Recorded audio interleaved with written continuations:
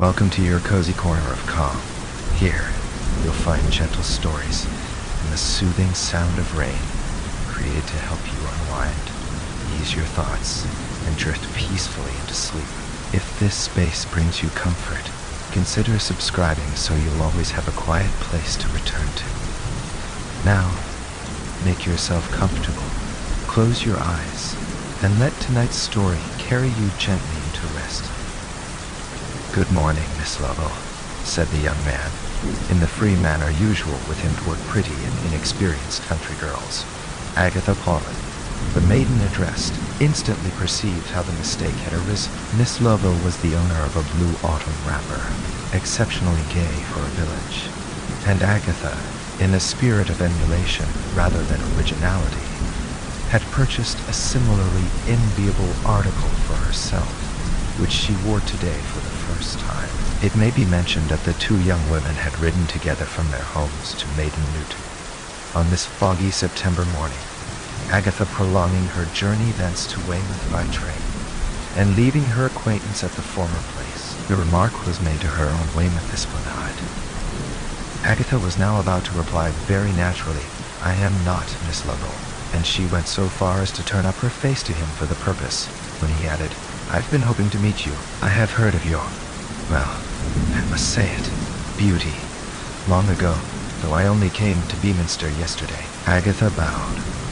Her contradiction hung back, and they walked slowly along the esplanade, together without speaking another word after the above point-blank remark of his. It was evident that her new friend could never have seen either herself or Miss Lovell except from a distance, and Agatha trembled as well as bowed. This Miss Lovell, Frances Lovell, was of great and long renown as the beauty of Cloak village near Beaminster. She was 25 and fully developed, while Agatha was only the niece of the miller of the same place, just 19, and of no repute as yet for comeliness, though she undoubtedly could boast of much. Now, with the speaker, Oswald Winwood, to be told that he had not lighted upon the true Helen, he would instantly apologize for his mistake and leave her side, contingency of no great matter but for one curious emotional circumstance. Agatha had already lost her heart to him. Only in secret had she acquired this interest in Winwood, by hearing much report of his talent and by watching him several times from a window. But she loved none the less in that she had discovered that Miss Lovell's desire to meet and talk with the same intellectual luminary was in a fair way of approaching the intensity of her own. We are never unbiased appraisers, even in love, and rivalry usually operates as a stimulant to esteem even while it is acting as an obstacle to opportunity. So it had been with Agatha in her talk to Miss Lovell that morning concerning Oswald Winwood. The Weymouth season was almost at an end, and but few loungers were to be seen on the parades, particularly at this early hour. Agatha looked over the iridescent sea, from which the veil of mist was slowly rising, at the white cliffs on the left, now just beginning to gleam in a weak sunlight, at the once solitary yacht in the midst, and still delayed her explanation. Her companion went on, "The mist is vanishing. Look, and I think it will be fine after all. Shall you stay in Weymouth the whole day, or two? No. I am going to Portland by the 12 o'clock steamboat, but I return here again at 6 to go home by the 7 o'clock train. I go to Maiden Newton by the same train, and then to Beaminster by the carrier. So do I. Not, I suppose, to walk from Beaminster to Cloak at that time in the evening? I shall be met by somebody, but it is only a mile, you know. That is how it all began. The continuation it is not necessary to detail at length. Both being somewhat young and impulsive, social forms were not scrupulously attended to. She discovered him to be on board the steamer as it plowed the emerald waves of Weymouth Bay. Although he had wished her a formal goodbye at the pier, he had altered his mind. He said and thought that he would come to Portland too.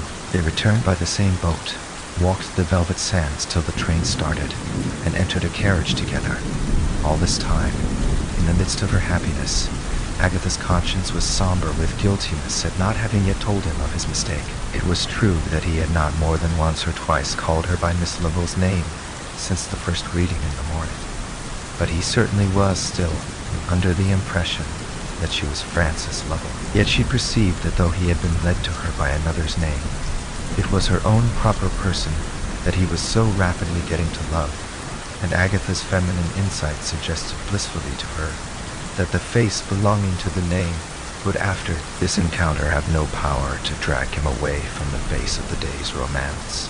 They reached Maiden Newton at dusk, and went to the inn door, where stood the old-fashioned hooded van which was to take them to Beaminster.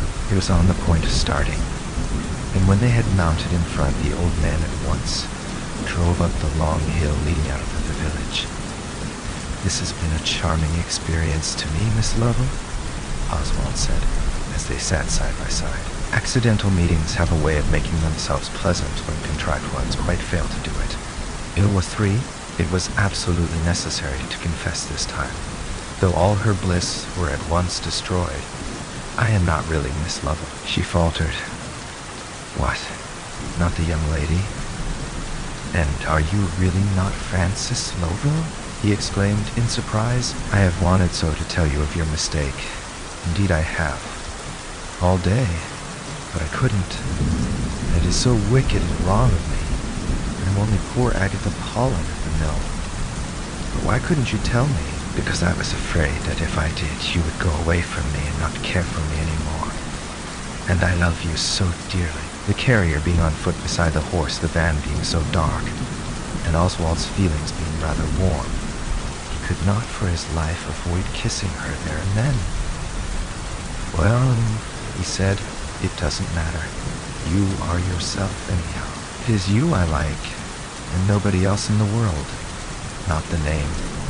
But, you know, I was really looking for Miss Lovell this morning. I saw the back of her head yesterday, and I have often heard how very good-looking she is. Ah, suppose you had been she. I wonder—" He did not complete the sentence. The driver mounted again, touched the horse with the whip, and they jogged on. "You forgive me," she said. "Entirely, absolutely. The reason justified everything. How strange that you should have been caring deeply for me, and I ignorant of it all the time." They descended into Beaminster and alighted, Oswald handing her down. They had not moved from the spot when another female figure also alighted, dropped her fare into the carrier's hand, and glided away. "Who is that?" said Oswald to the carrier. "Why, I thought we were the only passengers." "What?" said the carrier, who was rather stupid. "For Forona. Who is that woman?" "Miss Lovell of Cloten. She altered her mind about staying at Beaminster. Has come home again." "Oh," said Agatha, almost sinking to the earth. "She has heard it all. What shall I do? What shall I do?" "Never mind it a bit," said Oswald. The mill stood beside the village high road, from which it was separated by the stream, the latter forming also the boundary of the mill garden, orchard, and paddock on that side. A visitor crossed a little wood bridge embedded in oozy, aquatic growths, and found himself in a space where usually stood a wagon laden with sacks, surrounded by a number of bright feathered fowls. It was now, however, just dusk, but the mill was not closed, a stripe of light stretching as usual from the open door across the front, across the river, across the road, into the hedge beyond. On the bridge, which was aside from the line of light, a young man and girl stood talking together. Soon they moved a little way apart, and then it was apparent that their right hands were joined. In receding one from the other, they began to swing their arms gently backward and forward between them. "Come a little way up the lane, Agatha, since it is the last time," he said. "I don't like parting here. You know your uncle does not object." "He doesn't object because he knows nothing to object to," she whispered, and they both then contemplated the fine, stalwart figure of the said uncle, who could be seen moving about inside the mill, illuminated by the candle, and circumscribed by a faint halo of flower. and hindered by the whir of the mill from hearing anything so gentle as lovers' talk. Oswald had not relinquished her hand, and submitting herself to a bondage, she appeared to love better than freedom. Agatha followed him across the bridge, and they went down the lane engaged in the low, sad talk common to all such cases, interspersed with remarks peculiar to their own. "Do not fight it. It is nothing so fearful to contemplate," he said. "Many live there for years in a state of rude health, and return home in the same happy condition. So shall I. I hope you will. But aren't you glad I am going? It is better to do well in India than badly here. Say you are glad, dearest. It will fortify me when I am gone." "I am glad," she murmured faintly. I am glad in my mind. I don't think that in my heart I am glad. Thanks to Macaulay of honored memory, I have as good a chance as the best of them," he said with ardor. "What a great thing competitive examination is. It will put good men in good places, and make inferior men move lower down. All bureaucratic jobbery will be swept away." "What's bureaucratic, Oswald?" "Oh, that's what they call it, you know. It is... well, I don't exactly know what it is. I know this, that it is the name of what I hate, and that it isn't competitive examination. At any rate, it is a very bad thing," she said conclusively. "Very bad indeed. You may take my word for that." Then the parting scene began in the dark, under the heavy-headed trees which shut out sky and stars. "And since I shall be in London till the spring," he remarked, "the parting doesn't seem so bad, so all at once. Perhaps you may come to London before the spring, Agatha." "I may, but I don't think I shall. We must hope on all the same. Then there will be the examination, and then I shall know my fate. I hope you'll fail. There, I've said it. I couldn't help it, Oswald," she exclaimed, bursting out crying. "You would come home again then. How can you be so disheartening and wicked? Agatha, I didn't expect.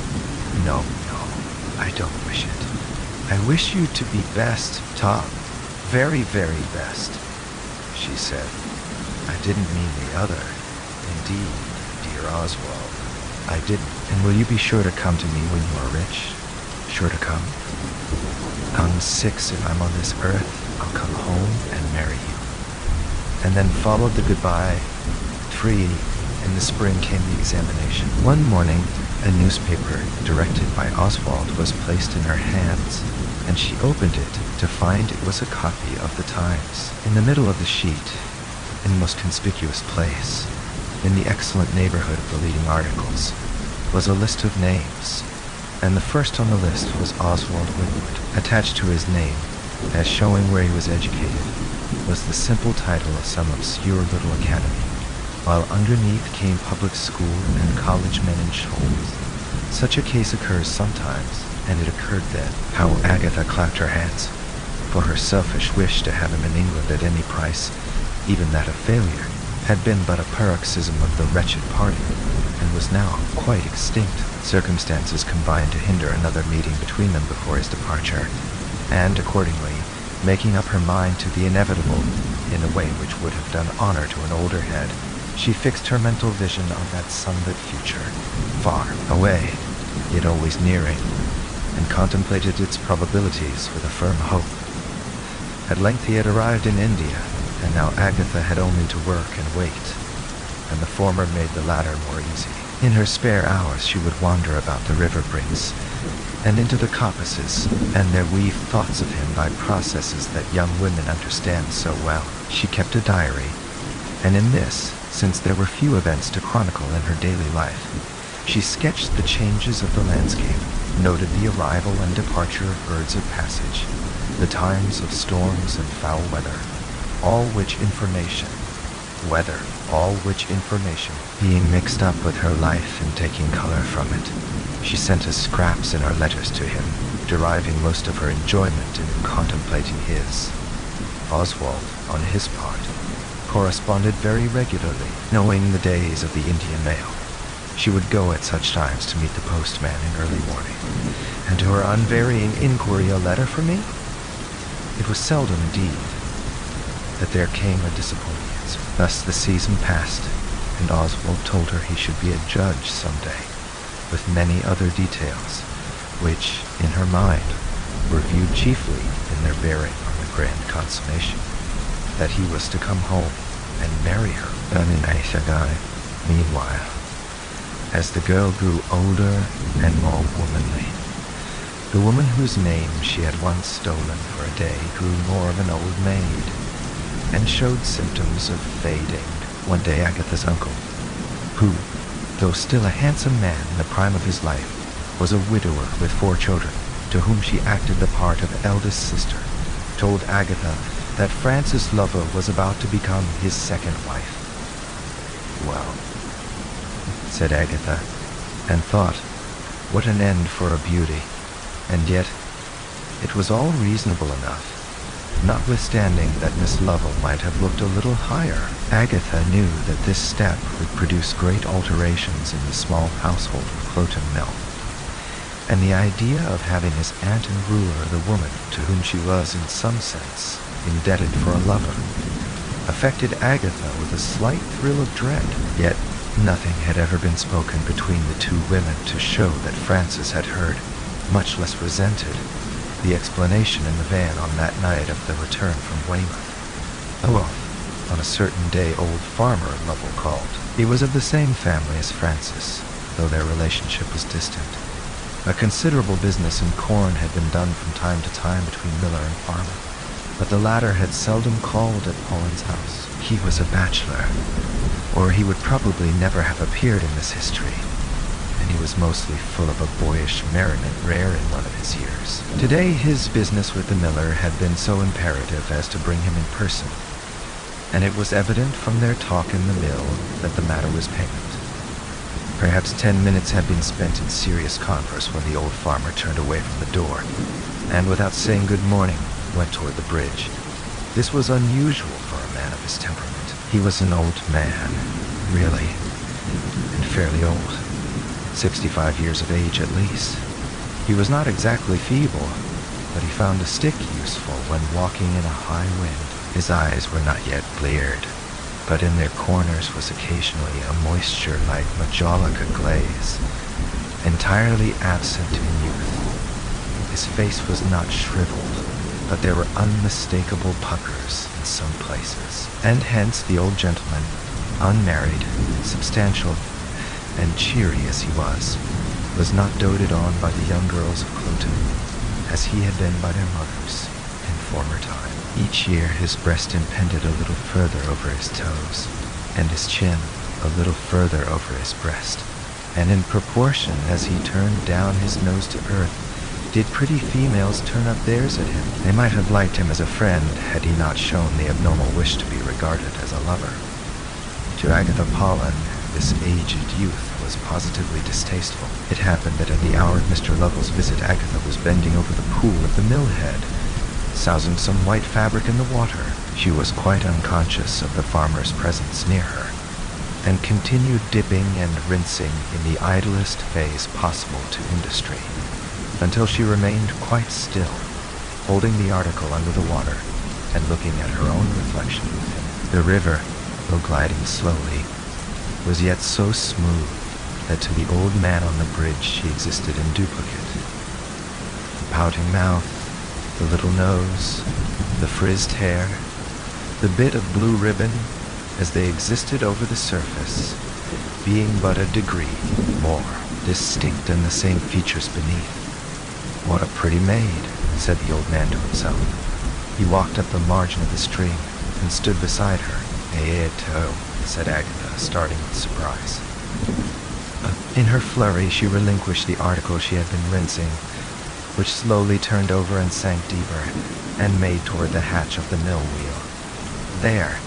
It will get into the wheel and be torn to pieces," she exclaimed. "I'll fish it out with my stick, my dear," said Farmer Lovell, and kneeling cautiously down, he began hooking and crooking with all his might.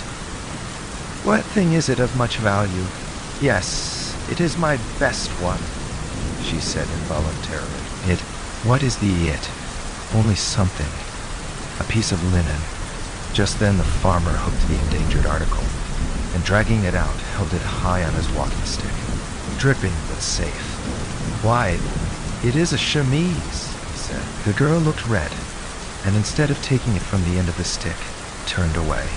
Hee, laughed the ancient man. Well, my dear, there's nothing to be ashamed of that I can see in owning to such a necessary and innocent article of clothing.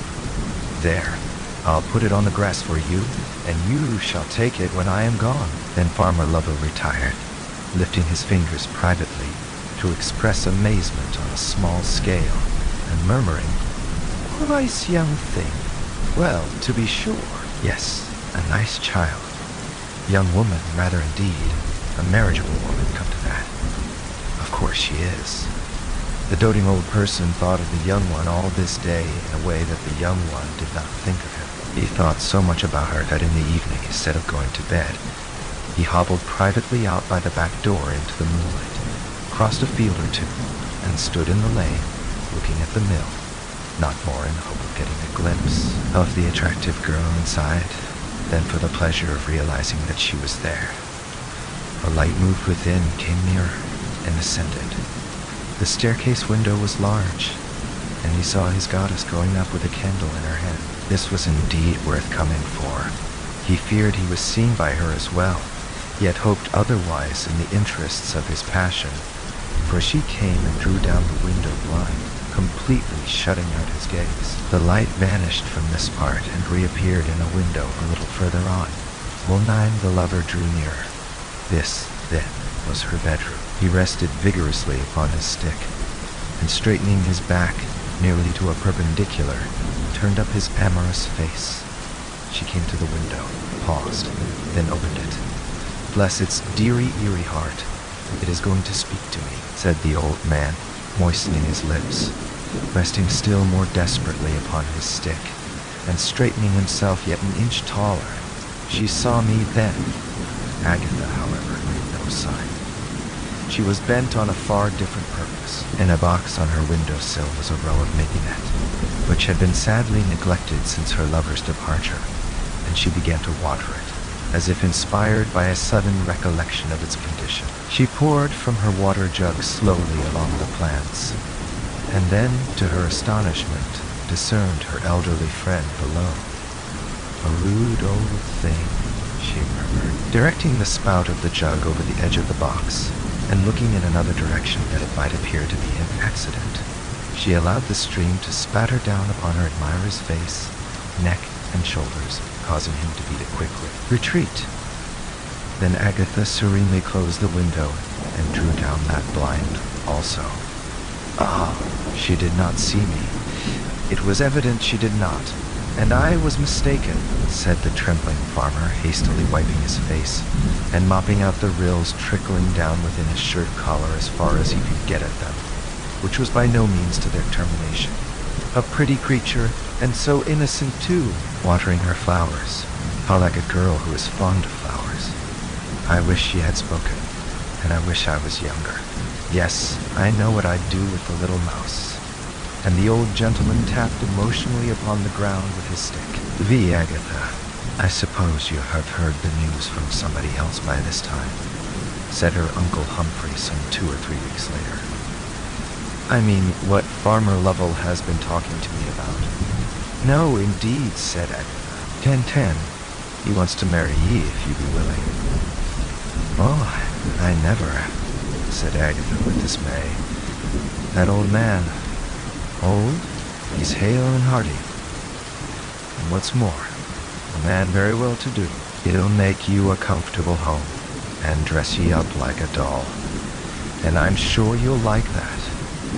For you ain't a woman of woman born, but it can't be, Uncle." "Other reasons? What reasons?" "Why, I've promised Oswald Winwood years ago." "Promised Oswald Winwood years ago, have you?" "Yes. Surely you know it, Uncle Humphrey.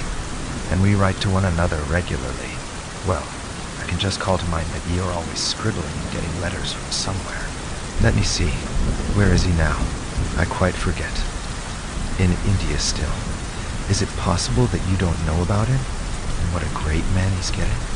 There are paragraphs about him in our paper very often. The last was about some translation from Hindustani that he'd been making, and he's coming home for me. I very much question it. Lovell will marry you at once, he says. Indeed, he will not. Well, I don't want to force you to do anything against your will, Agatha. But this is how the matter stands. You know I am a little behindhand in my dealings with Lovell. Nothing serious, you know, if he gives me time. But I want to be free of him quite in order to go to Australia. Australia? Yes. There's nothing to be done here. Yes, there's nothing to be done here. I don't know what business is coming to. Can't think. But never mind that. This is the point. If you will marry Farmer Lovell, he offers to clear off the debt, and there will no longer be any delay about my own marriage. In short, away I can go. I mean to, and there's an end on't. What? Leave me at home alone? Yes, but a married woman, of course. You see, the children are getting big now. John is 12 and Nathaniel 10, and the girls are growing fast. And when I am married again, I shall hardly want you to keep house for me. In fact, I must reduce our family as much as possible, so that if you could bring your mind to think of Farmer Lovell as a husband, why, it would be a great relief to me, after having the trouble and expense of bringing you up. If I can in that way edge out of Lovell's debt, I shall have a nice bit of money in hand. Well, 11, but Oswald will be richer even than Mr. Lovell, said Agatha through her tears. Yes, yes, but Oswald is not here, nor is he likely to be, nor is he likely to be. How silly you be, but he will come, and soon with his 1100 a year and all. I wish to heaven he would. I'm sure he might have you. Now, you promise that, Uncle, don't you? She said, brightening. If he comes with plenty of money before you want to leave, you shall marry me, and nobody else. If he comes. But, Agatha, no nonsense. Just think of what I've been telling you. At any rate, be civil to Farmer Lovell. If this man Winwood were here, and asked for ye, and married ye, that would be a very different thing. I do mind now that I saw something about him and his doings in the papers, but he's a fine gentleman by this time, and won't think of stooping to a girl like you, so you'd better take the one who is ready. Old men's darlings fare very well as the world goes. We shall be off in 9 months, mind, that I've settled, and you must be a married woman afore that time, and wish us goodbye upon your husband's arm. That old arm couldn't support me, and if you don't agree to have him, you'll take a couple of £100 out of my pocket. You'll ruin my chances altogether. That's the long and the short of it. Saying which, the glory man turned his back upon her, and his footsteps became drowned in the rumble of the mill. Since nothing so definite was said to her again on the matter for some time, the old yeoman hovered round her, but knowing the result of the interview between Agatha and her uncle, he forbore to endanger his suit by precipitancy. But one afternoon he could not avoid saying, "Aggie, when may I speak to you upon a serious subject?" 12, next week, she replied instantly. He had not been prepared for such a ready answer, and it startled him almost as much as it pleased him. Had he known the cause of it, his emotions might have been different. Agatha, with all the womanly strategy she was capable of, had written post-haste to Oswald after the conversation with her uncle, and told him of the dilemma. At the end of the present week, his answer, if he replied with his customary punctuality, would be sure to come. Fortified with his letter, she thought she could meet the old man. Oswald she did not doubt, nor had she any reason to. The letter came prompt to the day. It was short, tender, and to the point. Events had shaped themselves so fortunately that he was able to say he would return and marry her before the time named for the family's departure for Queensland. She danced about for joy, but there was a postscript to the effect that she might as well keep this promise a secret for the present, if she conveniently could, that his intention might not become a public talking cloak. Agatha knew that he was a rising, aristocratic young man, and saw at once how proper this was. So she met Mr. Laville with a simple, flat refusal, at which her uncle was extremely angry, and her disclosure to him afterward of the arrival of the letter went but a little way in pacifying him. Farmer Loville would put in upon him for the debt, he said, unless she could manage to please him for a short time.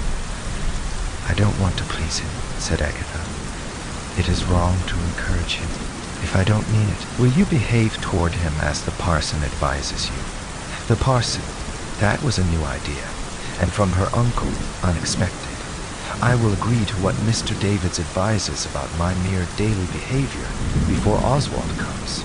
But nothing more, she said. That is, I will, if you know for certain that he's a good man, who fears God and keeps the commandments. Mr. Davids fears God, for sartain, for he never ventures to name him outside the pulpit. And as for the commandments, 'tis knowed how he swore at the church restorers for taking them away from the chancel. Uncle, you always jest when I'm serious. Well, at any rate, his advice on a matter of this sort is good. How is it you think of referring me to him? She asked in perplexity. You so often speak slightingly of him. Oh, well, said Humphrey, with a faintly perceptible desire to parry the question. I have spoken roughly about him once now and then, but perhaps I was wrong. Will you go? Yes, I don't mind, she said, languidly. When she reached the vicar's study, Agatha began her story with reserve, and said nothing about the correspondence with Oswald. Yet an intense longing to find a friend and confidant led her to indulge in more feeling than she had intended, and as a finale she wept.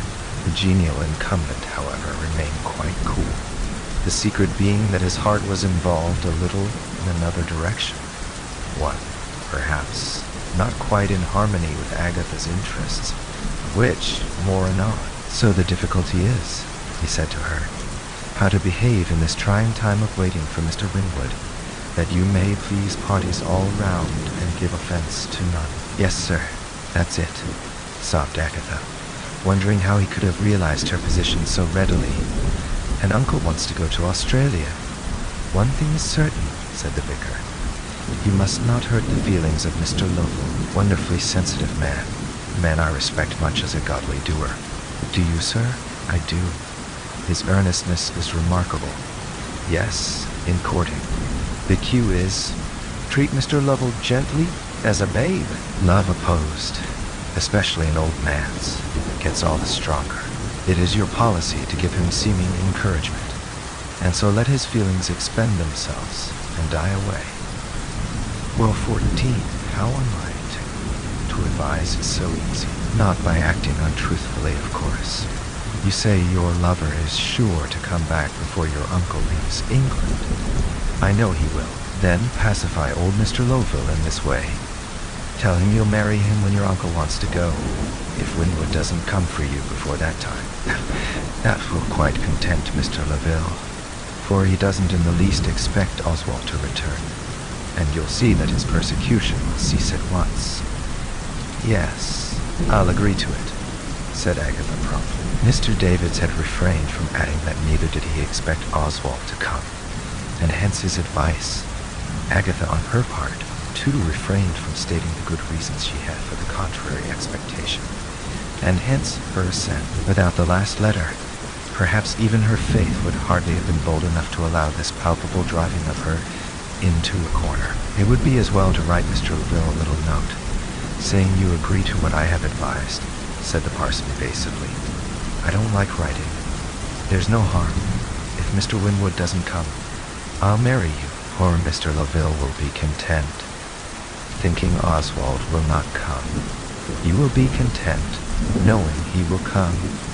Your uncle will be content being indifferent, which of two rich men has you, and relieves him of his difficulties. Then if it's the will of Providence, you'll be left in peace. Here's a pen and ink. You can do it at once. Thus tempted, Agatha wrote the note with a trembling hand. It really did seem upon the whole a nicely strategic thing to do in her present environed situation. Mr. Davids took the note with the air of a man who did not wish to take it in the least, and placed it on the mantelpiece. "I'll send it down to him by one of the children," said Aggie, looking wistfully at her note with a little feeling that she should like to have it back again. "If 15 or no, it is not necessary," said her pleasant advisor. He had rung the bell. The servant now came, and the note was sent off in a trice. When Agatha got into the open air again, her confidence returned, and it was with a mischievous sense of enjoyment that she considered how she was duping her persecutors by keeping secret Oswald's intention of a speedy return. If they only knew what a firm foundation she had for her belief in what they all deemed but an improbable contingency. What a life they would lead her. How the old man would worry her uncle for payment. And what general confusion there would be. Mr. David's advice was very shrewd, she thought, and she was glad she had called upon him. Old Lovell came that very afternoon. He was delighted, and danced a few bars of a hornpipe in entering the room. So lively was the antique boy that Agatha was rather alarmed at her own temerity when she considered what was the basis of his gaiety, wishing she could get from him some such writing as he had got from her, that the words of her promise might not in any way be tampered with, or the conditions ignored. "I only accept you conditionally, mind," she anxiously said. "That is distinctly understood." Yes, said the young.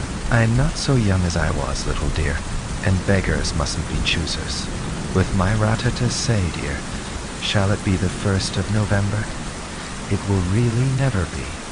But if he doesn't come, it shall be the 1st of November." She slightly nodded her head. "Faith, I think she likes me," said the old man aside to Aggie's uncle, which aside was distinctly heard by Aggie. One of the younger children was in the room, drawing idly on a slate. Agatha at this moment took the slate from the child and scribbled something on it. "Now you must please me by just writing your name here," she said, in a voice of playful indifference. 16. "What is it?" said Lovell, looking over and reading. "If Oswald Winwood comes to marry Agatha Pollen before November, I agree to give her up to him without objection."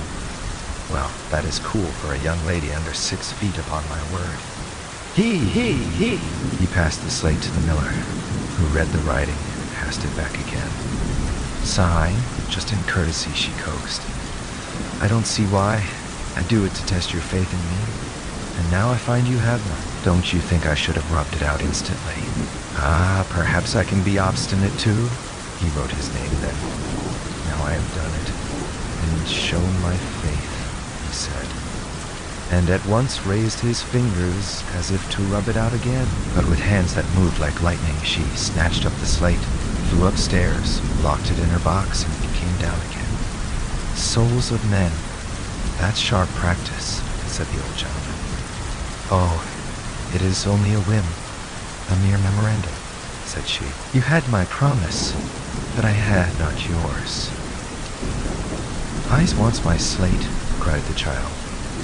"I'll buy you a new one, dear," said Agatha, and soothed her. When she had left the room, old Lovell spoke to her uncle somewhat uneasily of the event, which, childish as it had been, discomposed him for the moment. "Oh, that's nothing," said Miller Pollen assuringly. "Only play, only play. She's a mere child in natur, even now, and she did it only to tease ye. Why, she overheard your whisper that you thought she liked ye, and that was her playful way of punishing you for your confidence. You'll have to put up with these worries, farmer. You'll have to put up with these worries, farmer. Considering the difference in your ages, she is sure to play pranks. You'll get to like 'em in time. Aye, faith, so I shall. I was always a Turk for sprees. Hey, Pollen, he. And the suitor was merry again. 1770. Her life was certainly much pleasanter now. The old man treated her well, and was almost silent on the subject nearest his heart. She was obliged to be very stealthy in receiving letters from Oswald, and on this account was bound to meet the postman Let the weather be what it would. These transactions were easily kept secret from people out of the house, but it was a most difficult task to hide her movements from her uncle, and one day brought utter failure. "How's this? Out already, Agatha?" he said, meeting her in the lane at dawn on a foggy morning. She was actually reading a letter just received, and there was no disguising the truth. "I've been for a letter from Oswald." "Well, but that won't do. Since he don't come for ye, he must think no more about him. But he's coming in 6 weeks. He tells me all about it in this very letter." "What, really to marry you?" said her uncle incredulously. "Yes, certain, but I hear that he's wonderfully well off." "Of course he is. That's why he's coming. He'll agree in a moment to be your surety for the debt to Mr. Lovell. Has he said so?" "Not yet, but he will. I'll believe it when I see him and he tells me so. It is very odd if he means so much that he never wrote a line to me. We thought you would force me to have the other at once if he wrote to you," she murmured. "Not I, if he comes rich, but it is rather a cock and bull story. And since he didn't make up his mind before now, I can't say I'd be much in his favor. Agatha, you had better not say a word to Mr. Lovell about these letters. It will make things deuced unpleasant if he hears of such goings-on. You are to reckon yourself bound by your word. Oswald won't hold water, I'm afeard, but I'll be fair. If he do come, proves his income, marries you willy-nilly, I'll let it be. And the old man and I must do as we can. But barring that, you keep your promise to the letter. At 18, that's what it will be, Uncle. Oswald will come. Right you must not. Lovell will smell it out, and he'll be sharper than you will like. 'Tis not to be supposed that you are to send love letters to one man, as if nothing was going to happen between ye and another man. The 1st of November is drawing nearer every day. And be sure and keep this a secret from Lovell for your own sake." The more clearly that Agatha began to perceive the entire contrast of expectation as to issue between herself and the other party to the covenant, the more alarmed she became. She had not anticipated such a narrowing of courses as had occurred. A malign influence seemed to be at work without any visible human agency. The critical time drew nearer, and, though no ostensible preparation for the wedding was made, it was evident to all that Lovell was painting and papering his house for somebody's reception. He made a lawn where there had existed a nook of refuse. He bought furniture for a woman's room. The greatest horror was that he insisted upon her taking his arm one day, and there being no help for it, she assented, though her distaste was unutterable. She felt the skinny arm through his sleeve, saw all of the wry shoulders, looked upon the knobby feet, and shuddered. What if Oswald should not come? The time for her uncle's departure was really getting near. When she reached home, she ran up to her bedroom, on recovering from her dreads a little. Agatha looked from the window. The deaf lad John, who assisted in the mill, was quietly glancing toward her, and a gleam of friendship passed over his kindly face as he caught sight of her form. This reminded her that she had, after all, some sort of friend close at hand. The lad knew pretty well how events stood in Agatha's life, and he was always ready to do on her part whatever lay in his power.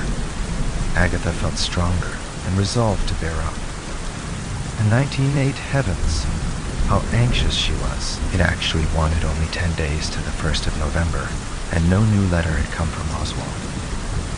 Her uncle was married, and Francis was in the house, and the preliminary steps for emigration to Queensland had been taken. Agatha surreptitiously obtained newspapers, scanned the Indian shipping news till her eyes ached, but all to no purpose, for she knew nothing either of route or vessel by which Oswald would return. He had mentioned nothing more than the month of his coming, and she had no way of making that single scrap of information the vehicle for obtaining more. "In 10 days, Agatha," said the old farmer, "there is to be no show or fuss of any kind. The wedding will be quite private, in consideration of your feelings and wishes. We'll go to church as if we were taking a morning walk, and nobody will be there to disturb you. Tweedledee." He held up his arm and crossed it with his walking stick. as if he were playing the fiddle, at the same time cutting a caper. He will come, and then I shan't be able to marry you. Even though I may wish to ever so much, she faltered, shivering. I have promised him, and I must have him, you know, and you have agreed to let me. Yes, yes, said Farmer Lovell pleasantly. But that's a misfortune you need not fear at all, my dear. He won't come at this late day and compel you to marry him in spite of your attachment to me. But, it is only a joke to tease me, you little rogue. Your uncle says so. Agatha, come, cheer up and think no more of that fellow, said her uncle when they chanced to be alone together. 'Tis ridiculous, you know. We always knew he wouldn't come. The day passed. The 6th morning came, the noon, the evening. The 5th day came and vanished.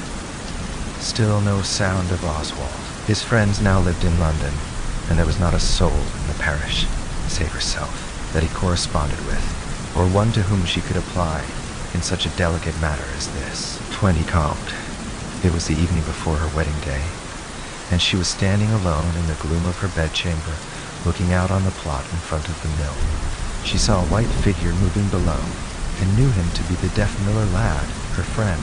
A sudden impulse animated Agatha. She had been making desperate attempts during the last 2 days to like the old man, and since Oswald did not come, to marry him without further resistance, for the sheer good of the family of her uncle, to whom she was indeed indebted for much, but had only got so far in her efforts as not to positively hate him. Now rebelliousness came unsought. The lad knew her case, and upon this fact she acted. Gliding downstairs, she beckoned to him, and as they stood together in the stream of light from the open mill door, she communicated her directions, partly by signs, partly by writing, for it was difficult to speak to him without being heard all over the premises. He looked in her face with a glance of confederacy, and said that he understood it all.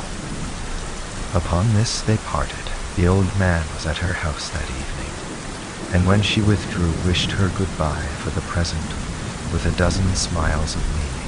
Agatha had retired early, leaving him still there, and when she reached her room, instead of looking at the new dress she was supposed to be going to wear on the morrow, busied herself in making up a small bundle of ordinary articles of clothing. Then she extinguished her light, lay down upon the bed without undressing, and waited for a preconcerted time in what seemed to her the dead of night, but which she concluded must be the time agreed upon. 5:30. There was a slight noise, as of gravel being thrown against her window. Agatha jumped up, put on her bonnet and cloak, took up her bundle and went downstairs without a light. At the bottom she slipped on her boots and passed amid the chirping crickets to the door. It was unbarred. Her uncle then had risen, as she had half expected, and it necessitated a little more caution. The morning was dark as a cavern, not a star being visible, but knowing the bearings well, she went cautiously and in silence to the mill door. A faint light shone from inside, and the form of the mill cart appeared without, the horse ready harnessed to it. Agatha did not see John for the moment, but concluded that he was in the mill with her uncle, who had just at this minute started the wheel for the day. She at once slipped into the vehicle and under the tilt, pulling some empty sacks over, as it had been previously agreed that she should do. To avoid the risk of discovery, after a few minutes of suspense, she heard John coming from under the wall, where he had apparently been standing and watching her safely in, and mounting in front, away he drove at a walking pace. 21 her scheme had been based upon the following particulars of no business. Thrice a week it was the regular custom for John and another young man to start early in the morning, each with a horse and covered cart, and go in different directions to customers a few miles off, the carts being laden overnight. All that she had asked John to do this morning was to take her with him to a railway station about 10 miles distant, where she might safely wait for an upcoming train. How will John act on returning? What will he say? How will he excuse himself, she thought as they jogged along. John, she said, meaning to ask him about these things, but he did not hear, and she was too confused and wearied after her wakeful night to be able to think consecutively on any subject. But the relief of finding that her uncle did not look into the cart caused a delicious lull in her, and while listlessly watching the dark gray sky through the triangular opening between the curtains and the forepart of the tilt, and John's elbow projecting from the folds of one of them, showing where he was sitting on the outside, she fell asleep. She awoke after a short interval. Everything was just the same. Jog, jog, on they went.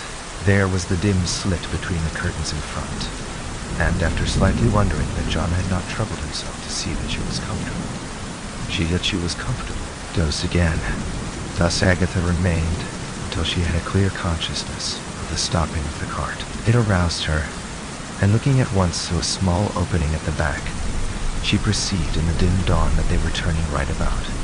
In another moment the horse was proceeding on the way back again. "John, what are you doing?" she exclaimed, jumping up and pulling aside the curtain which parted them. John did not turn. How fearfully deaf he is, she thought, and how odd he looks behind, and he hangs forward as if he were asleep. His hair is snow white with flour. Does he never clean it then? She crept across the sacks and slapped him on the shoulder. "John turned then," said the blind old gentleman, and the moisture of his aged eye glistened in the dawning light as he turned and looked into her horrified face. "It is all right. I am John, and I have given ye a nice morning's airing to refresh ye for the uncommon duties of today. And now we are going back for the ceremony." He wore a miller's smock frock on this interesting occasion, and had been enabled to play the part of John in the episode by taking the second cart and horse and anticipating by an hour the real John and calling her. Agatha sank backward. How on earth had he discovered the scheme of escape so readily? He, an old and by no means suspicious man. But what mattered a solution? Hope was crushed, and her rebellion was at an end. Agatha was awakened from thought by another stopping of the horse, and they were again at the mill door. She dimly recognized her uncle's voice speaking in anger to her when the old farmer handed her out of the vehicle, and heard the farmer reply merrily that girls would be girls and have their freaks, that it didn't matter, and that it was a pleasant jest on this auspicious morn. For himself, there was nothing he had enjoyed all his life so much as a practical joke which did no harm. Then she had a sensation of being told to go into the house, have some food, and dress for her marriage with Mr. Lovell, as she had promised to do on that day. All this she did, and at 11 o'clock became the wife of the old man. When Agatha was putting on her bonnet in the dusk that evening, for she would not illuminate her ghastly face by a candle, a rustling came against the door. Agatha turned. Her uncle's wife, Frances, was looking into the room, and Agatha could just discern upon her aunt's form the blue cloak which had ruled her destiny. The sight was almost more than she could bear. If, as seemed likely, this effect was intended, the trick was certainly successful. Frances did not speak a word. 23. Then Agatha said in quiet irony, and with no evidence whatever of regret, sadness, or surprise at what the act revealed. "And so you told Mr. Lovell of my flight this morning, and set him on the track. It would be amusing to know how you found out my plan, for he never could have done it by himself, poor old darling." "Oh, I was a witness of your arrangement with John last night. That was all, my dear," said her aunt pleasantly. "I mentioned it then to Mr. Lovell, and helped him to his joke of hindering you. You remember the van, Agatha, and how you made use of my name on that occasion, years ago now." "Yes. And did you hear our talk that night?" "I always fancied otherwise. I heard it all. It was fun to you. What do you think it was to me? Fun too. To lose the man I longed for, and to become the wife of a man I care not an atom about. Ah, no. And how you struggled to get him away from me, dear aunt, and have done it too. Not you exactly, the parson in fate. Parson David's kindly persuaded you because I kindly persuaded him and persuaded your uncle to send you to him. Mr. Davids is an old admirer of mine. Now do you see a wheel within a wheel, Agatha? Calmness was almost insupportable by Agatha now, but she managed to say, "Of course you have kept back letters from Oswald to me?" "No, I have not done that," said Francis, "but I told Oswald, who landed at Southampton last night and called here in great haste at 7 this morning, that you had gone out for an early drive with the man you were to marry today, and that it might cause confusion if you remained. He looked very pale, and went away again at once to catch the next London train, saying something about having been prevented by a severe illness from sailing at the time he had promised and intended for the last 12 months. 24 a bride, though nearly slain by the news, would not flinch in the presence of her adversary, stilling her quivering flesh, she said, smiling. That information is deeply interesting, but does not concern me at all, for I am my husband's darling now, you know, and I wouldn't make the dear man jealous for the world." And she glided downstairs to the chaise.